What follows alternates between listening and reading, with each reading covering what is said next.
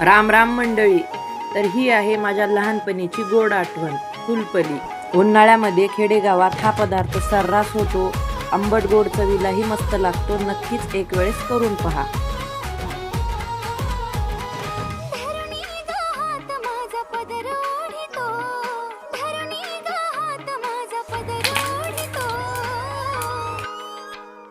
कृष्ण मुरारी माझी छेड काढितो, तुझा कृष्ण मुरारी माझी छेड काढितो ग, तुझा कृष्ण मुरारी माझी छेड काढितो.